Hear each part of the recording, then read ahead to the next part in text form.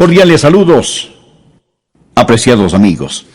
Les invito a abrir sus Biblias en 2 de Pedro, capítulo 3. La retórica política de nuestros días es sobre algo llamado un nuevo régimen mundial. Una y otra vez los líderes mundiales hablan sobre un nuevo régimen mundial. La verdad del caso es que sí se acerca un nuevo régimen mundial, pero no va a ser implementado por los políticos. De hecho, el versículo 13 de 2 de Pedro capítulo 3 dice: pero nosotros esperamos, según sus promesas, cielos nuevos y tierra nueva. No solo un nuevo régimen mundial, sino que el mismo cielo va a ser nuevo. El nuevo régimen mundial está por venir, pero no como algunos piensan. Porque lo que este mundo llama un nuevo régimen mundial es solo una reestructuración del viejo desorden. Alguien dijo sabiamente: no se puede hacer buenos huevos revueltos con huevos podridos. El nuevo régimen mundial va a ocurrir cuando el Señor Jesucristo regrese con poder y gloria para recibir a los suyos y para juzgar a los que le rechazaron. Recuerde que 2 de Pedro habla del cristianismo auténtico, lo verdadero, no lo falsificado. Y cuando Pedro habla sobre el cristianismo auténtico, él está advirtiendo acerca de los apóstatas. En este tercer capítulo, primero tenemos un argumento contra la segunda venida del Señor Jesucristo por parte de los apóstatas. Y luego tenemos la afirmación y confirmación apostólica de la segunda venida del Señor Jesús. Esto me emociona, porque veo el caos a mi alrededor, la situación en que está el mundo de hoy. Y no importa cuán mala se ponga, yo sé cómo va a acabar. Y en lugar de quejarnos, ¿en qué va a terminar todo este mundo?, los creyentes podemos decir: ¡gloria a Dios! Miren quién regresará al mundo. La piedra angular de nuestra fe es la deidad de Cristo. Y la esperanza de nuestra fe es que Jesucristo, quien vino a morir en nuestro lugar, regresará a gobernar y reinar con poder y gran gloria. Así que el mensaje de hoy tiene 2 puntos. El primer punto es la denegación escarnecedora de su venida. El segundo punto, la declaración escrita de su venida. Leamos juntos 2 de Pedro capítulo 3, empezando en el versículo 1. Dice: amados, esta es la segunda carta que os escribo, y en ambas despierto con exhortación vuestro limpio entendimiento, para que tengáis memoria de las palabras que antes han sido dichas por los santos profetas, y del mandamiento del Señor y Salvador dado por vuestros apóstoles, sabiendo primero esto, que en los postreros días vendrán burladores, andando según sus propias concupiscencias y diciendo, preste atención aquí, diciendo: ¿dónde está la promesa de su advenimiento? Porque desde el día en que los padres durmieron, todas las cosas permanecen así como desde el principio de la creación. Y Pedro dice: estos ignoran voluntariamente que en el tiempo antiguo fueron hechos por la palabra de Dios los cielos y también la tierra, que proviene del agua y por el agua subsiste, por lo cual el mundo de entonces pereció anegado en agua. Lo que tenemos aquí son 3 reacciones apóstatas a la segunda venida de Jesucristo. La primera reacción es una reacción emocional. La segunda reacción es una reacción intelectual. Y la tercera reacción es una reacción voluntaria. Es decir, las emociones, la mente y la voluntad se rebelan contra la segunda venida del Señor Jesucristo. Satanás odia la idea de la segunda venida de Jesucristo porque cuando ocurra, él será sentenciado. El reino del terror de Satanás se vendrá abajo. Será cuando los santos seremos honrados, glorificados y bendecidos. Por ello, el diablo ha apuntado toda la artillería del infierno contra la idea de la segunda venida del Señor. El primer punto es la denegación escarnecedora o burla de su venida. La primera reacción es una reacción emocional. Dice la palabra: en los postreros días vendrán burladores. Es un argumento emocional. Existen aquellos que simplemente se reirán y se burlarán de la segunda venida. La burla no es sustituto para la verdad. Pero cuando un hombre está perdiendo un argumento, muchas veces opta por utilizar la burla, la ridiculización y el sarcasmo. Los verdaderos creyentes siempre han sabido que cuando defienden la verdad, se exponen a la burla y el ridículo. El siervo no es mayor que su señor. Marcos 5, versículo 40. Y se burlaron de él. ¿De quién? Del Señor Jesús. Lucas capítulo 22 y versículo 63 habla de cuando Jesucristo iba rumbo a la cruz. Dice: y los hombres que custodiaban a Jesús se burlaban de él y le golpeaban. Se los puede imaginar muertos de risa, apuntando su dedo al Señor. Se burlaron y golpearon al Hijo de Dios. Si se ríen de usted por creer en Cristo y en su segunda venida, recuerde que está en muy buena compañía. El arsenal diabólico para impedir que usted ame, conozca y sirva a Dios es la ridiculización y la burla. En los postreros días vendrán burladores andando según sus propias concupiscencias. ¿Por qué se ponen tan emocionales estas personas acerca de la segunda venida de Jesucristo? ¿Por qué la odian? Porque viven en pecado. Ellos están viviendo en pecado. Muéstreme un burlador y le mostraré un pecador. Los burladores van tras sus propias lujurias, deseos. Muéstreme un hombre que ridiculiza la segunda venida de Jesucristo, el juicio, y yo le mostraré un hombre que tiene las iniciales del diablo talladas sobre su corazón. Muéstreme una mujer que se burla de las cosas santas, y le mostraré a una mujer cubierta con las asquerosas huellas digitales del pecado. En los postreros días vendrán burladores andando según sus propias concupiscencias. Esta es la reacción emocional contra el Señor Jesucristo. Pero la Biblia enseña en Proverbios que Dios también se va a reír. Proverbios 1, empezando en el versículo 24, dice: por cuanto llamé, Dios le está hablando a usted ahora. Por cuanto llamé y no quisisteis oír, extendí mi mano, y no hubo quien atendiese, sino que desechasteis todo consejo mío, y mi reprensión no quisisteis. Ahora escuche: también yo me reiré en vuestra calamidad, y me burlaré cuando os viniere lo que teméis. Cuando viniere como una destrucción lo que teméis, y vuestra calamidad llegare como un torbellino, cuando sobre vosotros viniere tribulación y angustia. Lo que Dios está diciendo es que usted puede irse riendo al infierno, pero no podrá salir de él. Dios está diciendo, como decimos hoy, el que ríe al último, ríe mejor. Los apóstatas no solo están satisfechos con rechazar las cosas santas, sino que tienen un enorme deseo diabólico de ridiculizar las cosas santas. Había un emperador romano cuyo nombre era Juliano.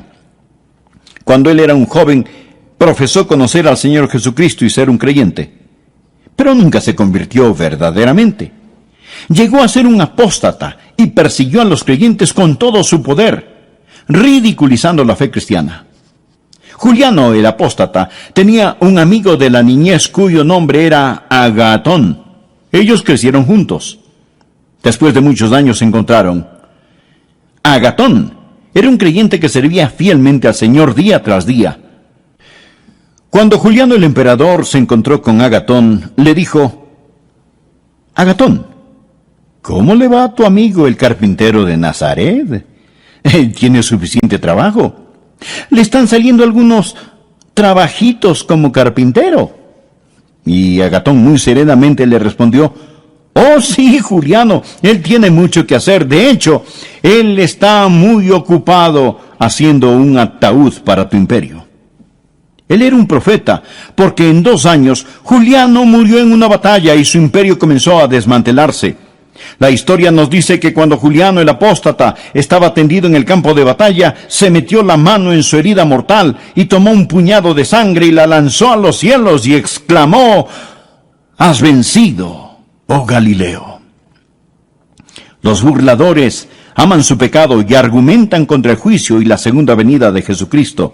Es una reacción emocional. Pero existe la segunda reacción, la reacción intelectual. Por favor, leamos el versículo 4. Dice: Los burladores andando según sus propias concupiscencias y diciendo, ¿dónde está la promesa de su advenimiento?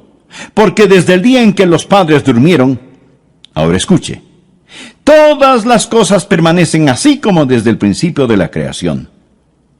Lo que ellos están diciendo es que si Jesucristo regresa en poder y gloria, si fuera a haber un nuevo cielo y una nueva tierra, lo que eso significaría es que habría una interrupción en el reino de las leyes naturales. Ellos dicen, nosotros, los eruditos, los intelectuales, hemos encontrado que desde la creación no ha habido cosa semejante, y no hay ninguna razón para creer que Jesucristo va a venir, ni para creer que habrá un nuevo planeta Tierra.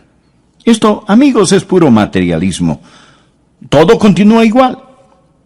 Ven la creación desde un punto de vista científico. Es una apelación a la inteligencia y aquí está el argumento. Nunca nada cataclísmico ha ocurrido y no hay ninguna razón para creer que algo cataclísmico sucederá.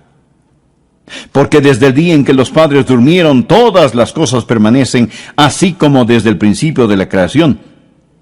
Ellos dicen, escuche, mi bisabuelo esperaba la segunda venida de Jesucristo. Así que no se preocupen, todo continuará igual, no pasará nada. Imagínese a un niño en el tiempo de Noé.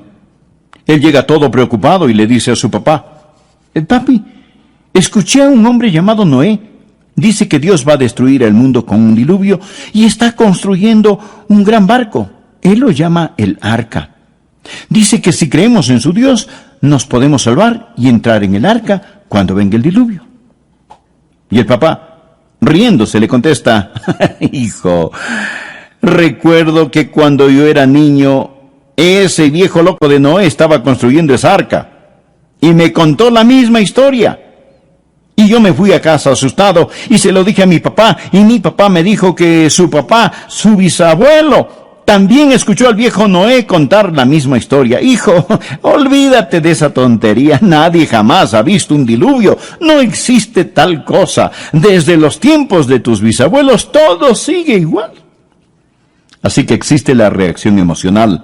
Los pecadores que siguen sus propios malos deseos. Existe la reacción intelectual. Toda cosa continúa exactamente como fue. Nunca ha habido un cataclismo, nunca habrá un cataclismo. Existe también la reacción voluntaria. Por favor, note el versículo 5. Estos ignoran voluntariamente. Son voluntariamente ignorantes. Esta gente no quiere saber, ni quiere entender. Porque si admiten la verdad de que Jesucristo va a regresar en juicio, esto significa que tendrán que cambiar su estilo de vida. Piensan que si de algún modo cierran sus mentes y sus corazones a esta verdad, todo estará bien. En eso se parecen a las avestruces. Esconden su cabeza en la arena. Son voluntariamente ignorantes. Ellos no quieren saber. Y no pueden encontrar a Dios por la misma razón que un ladrón no puede encontrar a un policía.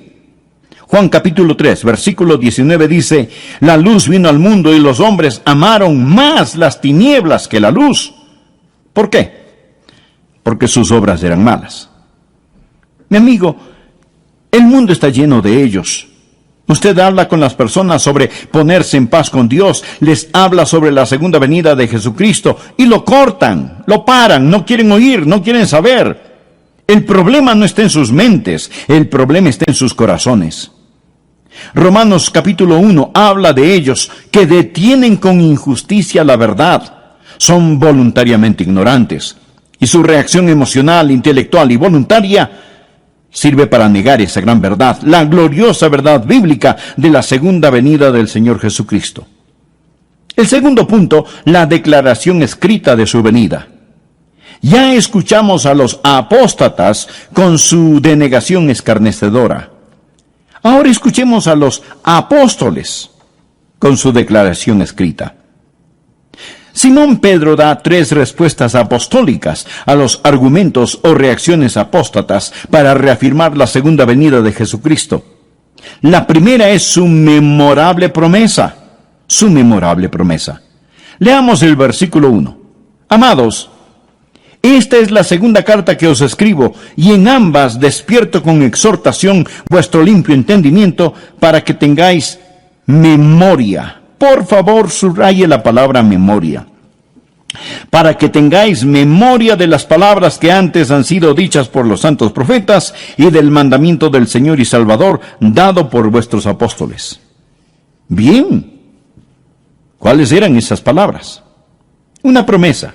Mire el versículo 4. ¿Dónde está la promesa de su advenimiento? Ahora mire el versículo 9. El Señor no retarda su promesa. Saltémonos al 13. Pero nosotros esperamos, según su promesa, cielos nuevos y tierra nueva. Lo que está diciendo el apóstol es que Él nos hizo una memorable promesa y Él vendrá otra vez. Los profetas y los apóstoles nos dicen que recordemos lo que Dios ha dicho. Sabemos la importancia del nuevo nacimiento, mas ¿sabía que el Nuevo Testamento solo lo menciona 9 veces? La maravillosa doctrina del bautismo se menciona solo 20 veces en el Nuevo Testamento. El arrepentimiento solo 70 veces en el Nuevo Testamento. Pero el Nuevo Testamento habla, sin tocar el Antiguo Testamento, habla 380 veces en términos gráficamente claros de la segunda venida de Jesucristo. Esa es la razón por la que Pedro dijo: tengáis memoria de las palabras que antes han sido dichas por los santos profetas y por vuestros apóstoles. Si usted agrega a los profetas lo que los apóstoles dicen, un versículo de cada 25 en la Biblia habla de la segunda venida de Jesucristo. Dios no puede mentir. Dios lo ha prometido. Por ello, el recordatorio apostólico es su memorable promesa. Recuerde, téngalo presente. El Dios que no puede mentir lo ha prometido.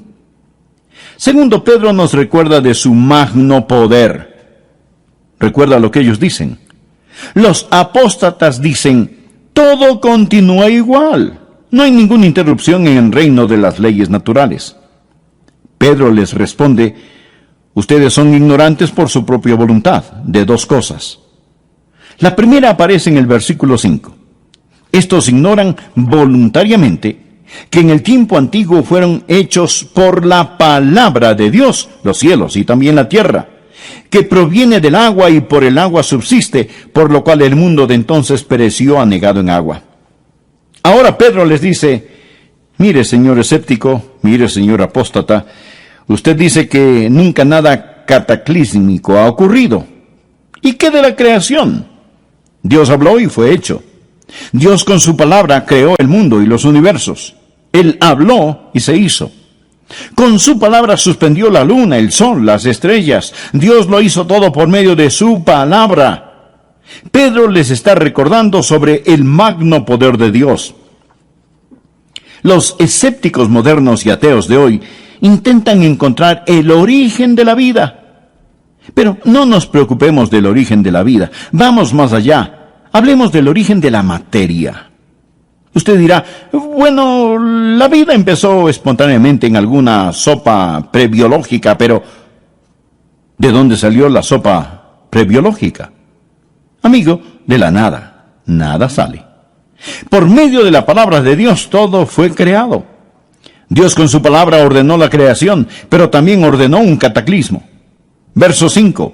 Estos ignoran voluntariamente. Primero, habló para la creación.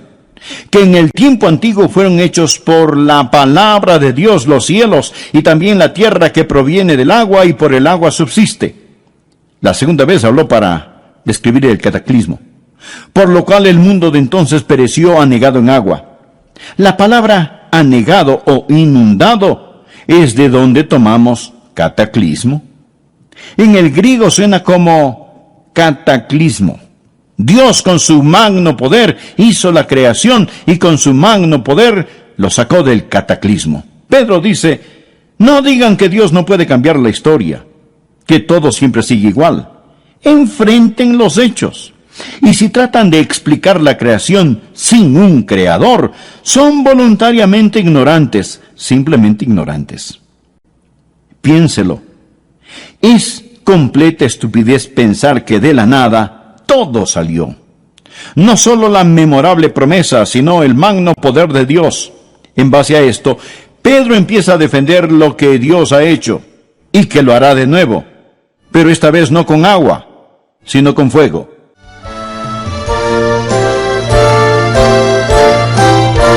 Nuevo régimen mundial. El nuevo régimen mundial está por venir, pero no como algunos piensan, porque lo que este mundo llama un nuevo régimen mundial es solo una reestructuración del viejo desorden. Alguien dijo sabiamente, no se puede hacer huevos revueltos con huevos podridos. El nuevo régimen mundial tomará lugar cuando el Señor Jesucristo regrese con poder y gloria para recibir a los suyos y para juzgar a los que le rechazaron. Recuerde que Segunda de Pedro habla del cristianismo auténtico, lo verdadero, no lo falsificado. Cuando Pedro enseña acerca del cristianismo auténtico, él está advirtiéndonos acerca de los apóstatas. Soy Milton de los Santos y desde ya le invito a continuar este estudio en Segunda de Pedro capítulo 3, desde el verso 1 hasta el verso 13.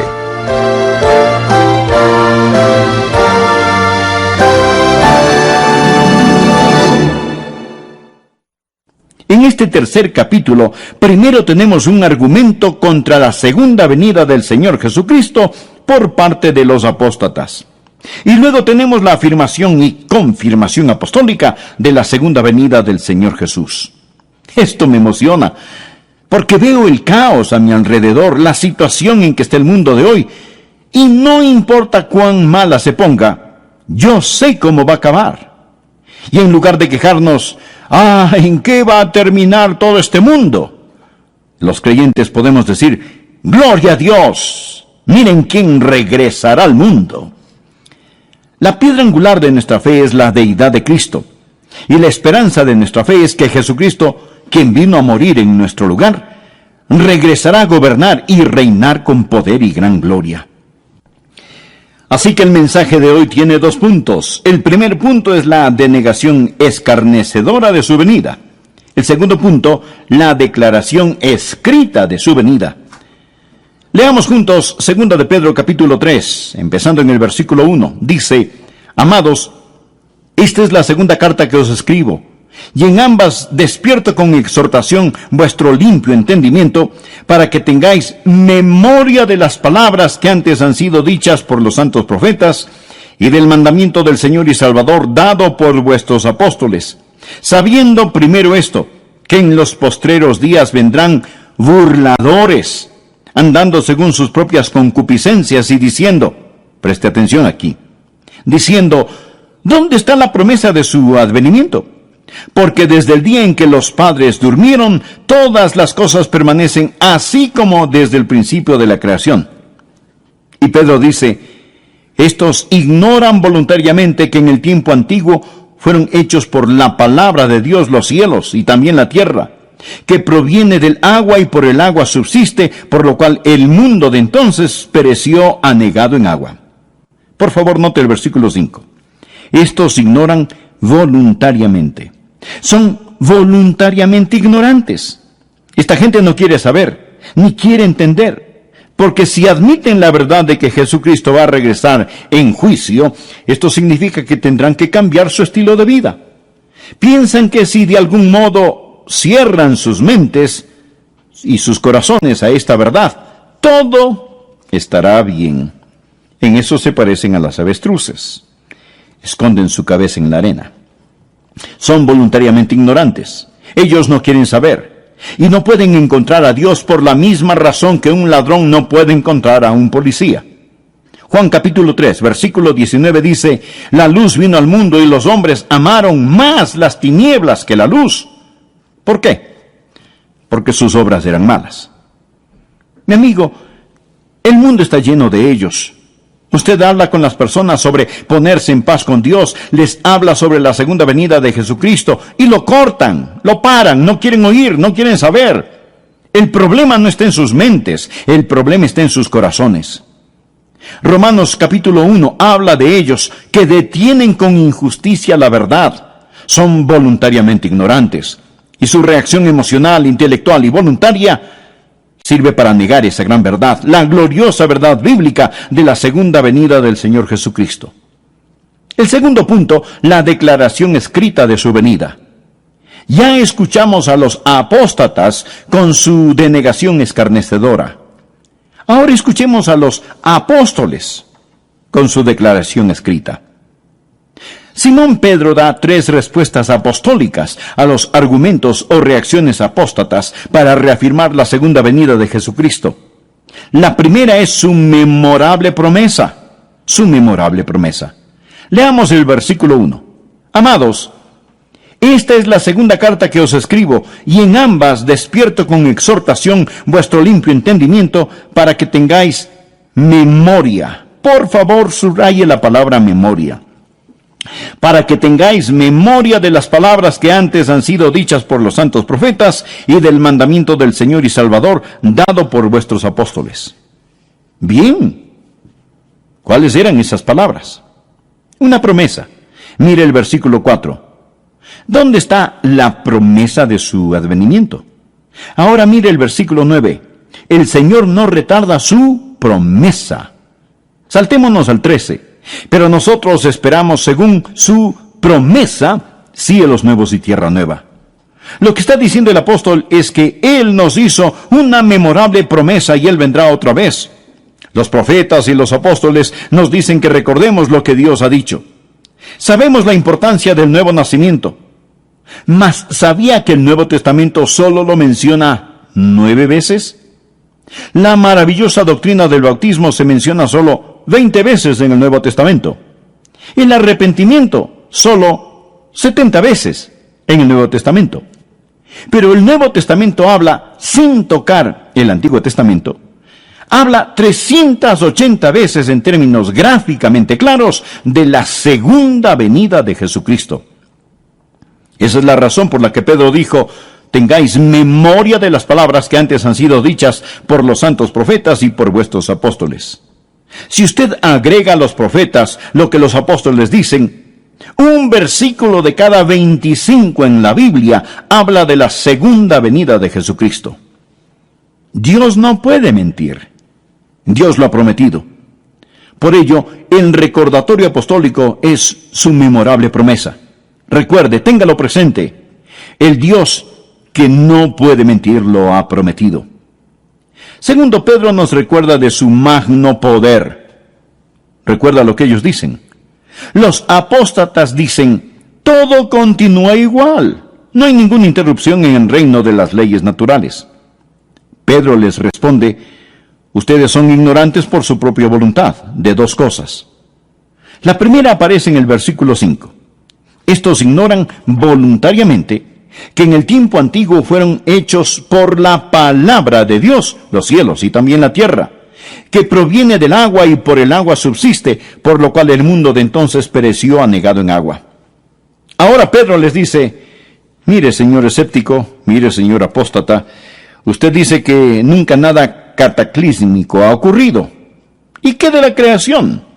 Dios habló y fue hecho. Dios con su palabra creó el mundo y los universos. Él habló y se hizo. Con su palabra suspendió la luna, el sol, las estrellas. Dios lo hizo todo por medio de su palabra. Pedro les está recordando sobre el magno poder de Dios. Los escépticos modernos y ateos de hoy intentan encontrar el origen de la vida. Pero no nos preocupemos del origen de la vida. Vamos más allá. Hablemos del origen de la materia. Usted dirá, bueno, la vida empezó espontáneamente en alguna sopa prebiológica, pero ¿de dónde salió la sopa prebiológica? Amigo, de la nada, nada sale. Por medio de la palabra de Dios todo fue creado. Dios con su palabra ordenó la creación, pero también ordenó un cataclismo. Verso 5. Estos ignoran voluntariamente. Primero, habló para la creación. Que en el tiempo antiguo fueron hechos por la palabra de Dios los cielos y también la tierra que proviene del agua y por el agua subsiste. La segunda vez habló para describir el cataclismo. Por lo cual el mundo de entonces pereció anegado en agua. La palabra anegado o inundado es de donde tomamos cataclismo. En el griego suena como cataclismo. Dios con su magno poder hizo la creación y con su magno poder lo sacó del cataclismo. Pedro dice, no digan que Dios no puede cambiar la historia, que todo siempre sigue igual. Enfrenten los hechos. Y si tratan de explicar la creación sin un creador, son voluntariamente ignorantes, simplemente ignorantes. Piénselo. Es completa estupidez pensar que de la nada todo salió. No solo la memorable promesa, sino el magno poder de Dios. En base a esto, Pedro empieza a defender lo que Dios ha hecho, y que lo hará de nuevo, pero esta vez no con agua, sino con fuego. Versículo 7. Pero los cielos y la tierra que existen ahora están reservados por la misma palabra, o sea, la misma palabra con que los creó, guardados para el fuego en el día del juicio y de la perdición de los hombres impíos. Note la frase, guardados para el fuego. El señor Kenneth Whist, un erudito del griego, dice que esto literalmente significa que los cielos y la tierra ahora mismo están almacenados con fuego. Es palabra de donde tomamos la palabra tesorería, es decir, este mundo es una tesorería de fuego. El universo entero está guardado con fuego. La naturaleza subatómica del universo nos dice que todo no es materia, sino que realmente es fuego.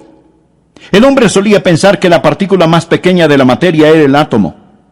Pero ahora sabemos sobre la naturaleza subatómica del átomo, y el átomo tiene un núcleo. Este tiene una carga eléctrica positiva, y girando a su alrededor están los electrones, y estos son negativos. Por eso existe una atracción y se mantienen unidos. El electrón es increíblemente rápido. Escuche. Algo asombroso sobre los electrones del átomo es que giran alrededor del núcleo billones de veces cada millonésima de segundo. Nadie sabe realmente qué es esta fuerza eléctrica. La podemos describir, pero no sabemos lo que es. Einstein dijo antes de morir que esperaba descubrir lo que es la electricidad, pero nunca lo hizo. Colosenses 1:17 nos habla acerca del Señor Jesús y dice, todas las cosas en Él subsisten. Significa que Él lo sostiene todo, ya sean los planetas en órbita o los electrones que giran alrededor del núcleo de un átomo. Él es la goma de las galaxias, el Señor Jesucristo.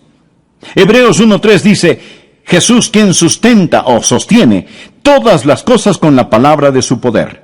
Pedro dice, están guardados con el fuego. Todo es fuego, porque todo está formado de una estructura molecular. Hebreos 11:3 dice, lo que se ve fue hecho de lo que no se ve. Pedro les dice a los apóstatas que ridiculizan la segunda venida de Jesucristo, les recuerdo su memorable promesa, les recuerdo su magno poder y les recuerdo su misericordiosa paciencia. Por favor, leamos el versículo 8. Mas, oh amados, no ignoréis esto, que para con el Señor un día es como 1000 años y 1000 años como un día. El Señor no retarda su promesa, según algunos la tienen por tardanza, sino que es paciente para con nosotros, no queriendo que ninguno perezca, sino que todos procedan al arrepentimiento. Pero el día del Señor vendrá como ladrón en la noche, en el cual los cielos pasarán con gran estruendo. Usted sabe que la gente que intenta deducir cómo todo llegó a ser, dicen, bien, todo empezó con una gran explosión. Nunca nos explican qué fue lo que explotó. Solo el hombre puede desviarse 180 grados hacia lo opuesto. Todo no empezó con una gran explosión. Todo va a concluir con una gran explosión. Dice la palabra, pero el día del Señor vendrá como ladrón en la noche, en el cual los cielos pasarán con gran estruendo, y los elementos ardiendo serán deshechos. Ardiendo significa calor interno, fiebre, calentura. Y la tierra y las obras que en ella hay serán quemadas. Puesto que todas estas cosas han de ser deshechas, ¿cómo no debéis vosotros andar en santa y piadosa manera de vivir, esperando y apresurándoos para la venida del día de Dios, en el cual los cielos encendiéndose serán deshechos, y los elementos siendo quemados se fundirán. Pero nosotros esperamos, según sus promesas, cielos nuevos y tierra nueva, en los cuales mora la justicia. Por lo cual, oh amados, estando en espera de estas cosas, procurad con diligencia ser hallados por Él sin mancha e irreprensibles, en paz. Amigo, preste atención al versículo 15. Y tened entendido que la paciencia de nuestro Señor es para salvación. La paciencia de Dios es para salvación. ¿Y qué significa? Mi estimado amigo, significa que Dios no quiere que usted muera y vaya al infierno. Eso es lo que significa. Si Jesucristo hubiera regresado ayer y usted no es salvo, su destino estaría irrevocablemente establecido. El Señor mantiene la puerta de la misericordia abierta para usted. Dios es un Dios de misericordia. Y Pedro les contesta a los apóstatas estas tres cosas. Existe una memorable promesa, existe el magno poder de Dios y existe la misericordia y la paciencia de Dios. Versículo 9. El Señor no queriendo que ninguno perezca, sino que todos procedan al arrepentimiento. Dios está esperando que usted acepte su salvación. Y usted dirá, bueno, si Dios es tan misericordioso, yo no tengo de qué preocuparme. No, mi estimado amigo, mire el versículo 10. Pero el día del Señor vendrá. Verá, ambas, la ira y la misericordia, son atributos de Dios. Si usted dice que Dios es todo ira y no misericordia, eso es solo parte de la verdad. Y si dice que Dios es todo misericordia y no ira, eso es solo parte de la verdad. Cuando usted toma solo parte de la verdad y la convierte en toda la verdad, se vuelve una falsedad. Existe la misericordia de Dios y la ira de Dios. Dios no quiere que ninguno perezca, pero la ira, el día del Señor, vendrá. Alguien sabiamente dijo, ahora mismo las tempestuosas aguas de la ira de Dios golpean furiosamente la represa de su misericordia. La misericordia debe dar paso a la ira, porque el día del Señor vendrá. Yo no sé cuándo la última alma que completará la esposa se convertirá. Quizás sea usted, amigo, y la esposa estará completa. Entonces sonará la trompeta. Los muertos en Cristo resucitarán primero, y los que estemos vivos seremos arrebatados y cambiados, así, en un abrir y cerrar de ojos, para encontrarnos en el aire con el Señor. Pero no sé cuándo será, mas Él está por venir. Amigo, si Jesucristo fuera a venir ahora mismo, ¿qué pasaría con usted? Verá, Él dijo, pero el día del Señor vendrá. ¿Cómo? Mírelo, como un ladrón en la noche, de repente, inesperadamente, cataclísmicamente. Jesús dijo en Lucas 13:3, no, antes si no os arrepentís, todos pereceréis igualmente. Pero el Señor no quiere que ninguno perezca, sino que todos procedan al arrepentimiento. Amigo, Él está por venir, en llamas de fuego para castigar a los que no conocen a Dios, ni obedecen el Evangelio de nuestro Señor y Salvador Jesucristo. ¿Que cómo lo sé? Pues por su memorable promesa. Y aún no ha venido por su misericordiosa paciencia. Jesús no quiere que usted muera y vaya al infierno. De verdad, Él no lo quiere. La Biblia dice, porque de tal manera amó Dios al mundo que ha dado a su Hijo unigénito, para que todo aquel que en Él cree no se pierda, mas tenga vida eterna. Por consiguiente, ¿qué tiene que hacer usted para no perecer? Pues arrepentirse. ¿Cuál es el arrepentimiento? La palabra griega metanoia o arrepentimiento significa cambiar de pensar. Antes usted confiaba en sí mismo, vivía en pecado, iba por su lado, hacía lo que le daba la gana. Ahora se da un cambio radical y dramático de pensar, se arrepiente, pone su fe no en sí mismo, sino en Jesucristo, abandona sus pecados, abandona sus viejos caminos. Estimado amigo, ¿es usted salvo? No le pregunté si es usted católico, bautista, metodista o lo que sea.